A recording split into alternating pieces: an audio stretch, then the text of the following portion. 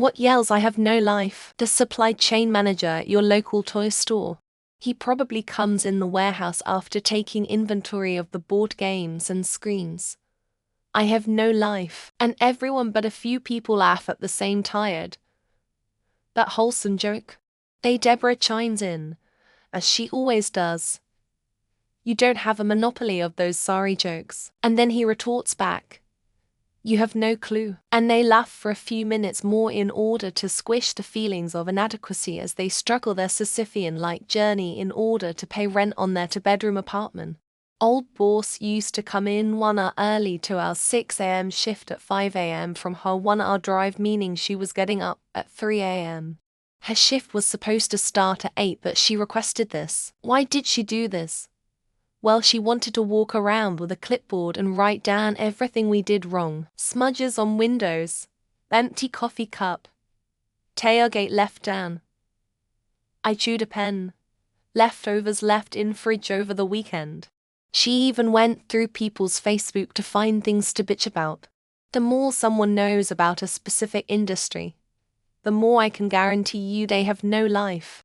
I jump between no life, full life all the time. I choose to have no life when I'm freaking obsessed over something I'm doing. There's a specific industry where you can only find a handful of people who knows a whole shit lot about it. You try to Google, and you won't get any specific answers. That's the industry I'm super knowledgeable in. Reaching unreasonably high rank score currency in a game with grind world record not included because it requires skills. There is a guy on YouTube streaming GTA 5 online almost every week and just reached 10 billion cash legit in online. He spent nearly 1,500 days in game. 1 days is calculated by 24H. He has spent 36.0 hours in game not including loading time. I wish he gets popular and made money out of it, going around annoying people and acting like a menace for no reason. I saw a guy walking around the parking lot of a supermarket making sure what cars weren't parked correctly and sticking a sticker into it. My car wasn't perfectly parked, correct but not 100 perfect. A sticker was there. The guy wanted to argue, but I just drove off. It was the weirdest thing I've encountered that day. Spending too much time at work, because there's nothing to go home to, working weekends because they have nothing to do with their free time, and coming to work when you're not scheduled to be there just to visit and socialize. I work in the healthcare field and see it a lot. Being both a medical student and a law student, how do you even have time for anything except studying? Would that be a full 8 years of college? Yes. Working and studying hard is good, but you need some time off for your mental well-being. Scrolling through the same news site for hours, hitting refresh every few minutes expecting the world to have changed dramatically since the last check. It's the digital equivalent of opening your fridge every 10 minutes hoping for new snacks to magically appear.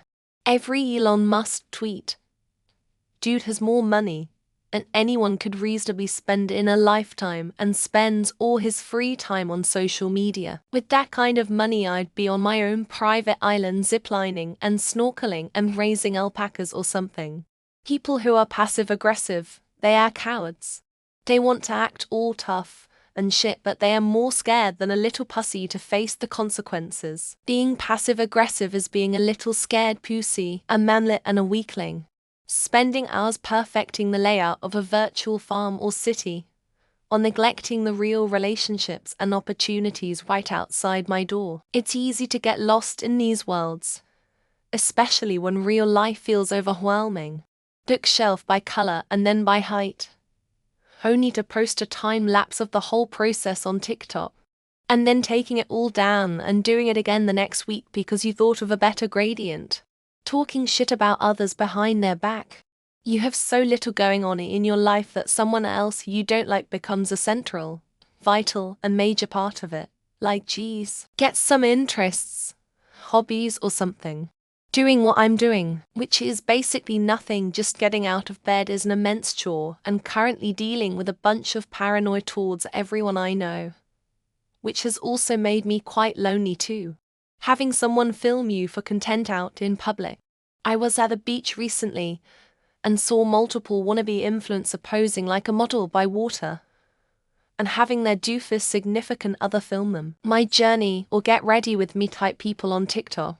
They don't actually go anywhere or have anything really going for them outside of the validation of the internet. If you're a toy store owner that when he's at home, he just monitors what the workers are doing and saying through the cameras and microphones. I was one of the workers. When I was a kid, my dad and I used to see who could throw more playing cards into a bowl we'd set across the room. We called it I Have No Life. Dumb core memory. Devoting huge chunks of free time to video games. In small doses, a fun way to while away an hour or two. Otherwise, they are little more than digital narcotics. Working in the USA, from what I hear, no one gets any time off.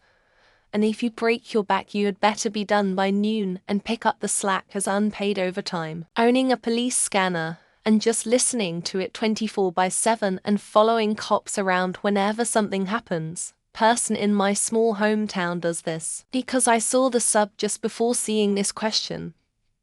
People that live and breathe post in hate groups are either one for Taylor and Travis, being too invested in drama and whatever people do. Like, bro, how do you have the energy and the time to keep up with the gossip and the drama? Only ever talking badly about other people. Had some coworkers like this once, and being around them 8 hours a day was fucking draining. Calling the cops on a little girl selling bottled water on a street corner because she didn't have a permit. Way to go, Karen. Using Reddit as the only social media platform, WhatsApp doesn't count. That too without revealing your real-world identity. Those people on the movie forums that have watched like 60 movies in a month, like, where do you have the time to do all that? If you see them active on any given social media the entire day, that's a bit of a warning sign. Yes, Reddit counts. Showing up to your high school after you've graduated. Nobody missed you. Nobody cares. Move on. Get a job. People who voluntarily allow themselves to become bedridden through extreme weight gain or isolation. If you're willing to make a big deal at a place of business with someone just trying to do their job, wearing your high school Letterman jacket in public more than 2 years after graduating high school. People who film themselves working out at the gym each day so they can post it on social media. People who create user accounts on porn sites. Bonus points if they regularly comment on stuff. Throwing a fit when the Chinese Communist dictatorship's TikTok gets cancelled in your country. Caring about whether others have no life. Just invite them and they will have a bit more life. Giving too much attention to famous people.